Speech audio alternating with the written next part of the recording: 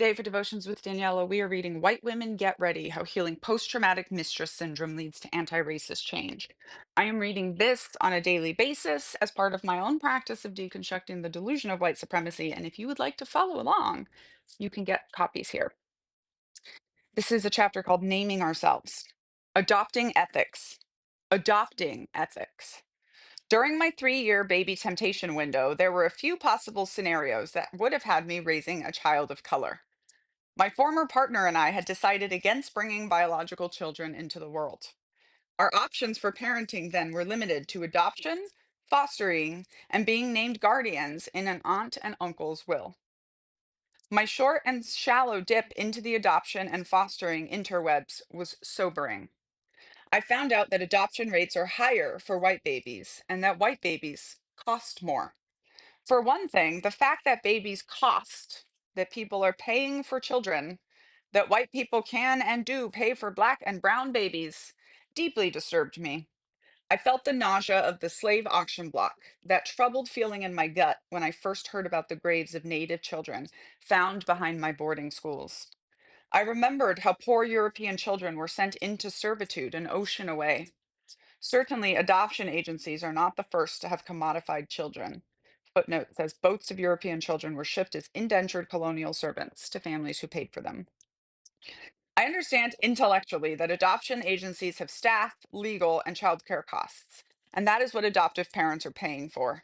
But there is still something gut turning about the industry's proximity to buying and selling children, the dis-ease of racist capitalism's supply and demand.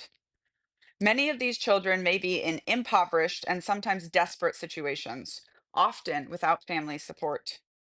Yet adopting one child does little to address the causes of racist imperialism and economic injustice that likely created the need for adoption in the first place.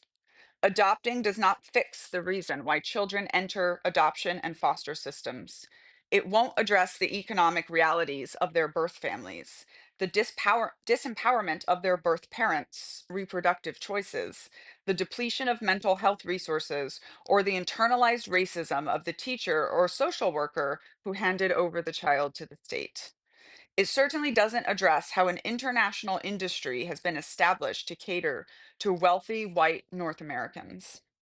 Like any decision made within these wicked webs, there are fraught ethical dilemmas within fraught systems. But that doesn't mean we shouldn't try. One of the many things we can do is educate ourselves about adoption agencies and their context. As I began research for this chapter, what I found was sobering. Frequently, and this was news to me, many children made available for international adoption actually do have family in their lives who have been misled by the adoption agency, never consenting to give up parental rights. As in the story of one white woman, Jessica Davis, who adopted a child from Uganda and later realized the orphan child she and her family were trying to save already had a family. In her article, The Orphan I Adopted from Uganda Already Had a Family, Davis identifies her family's motivations for adopting. We were already parents to have four biological children.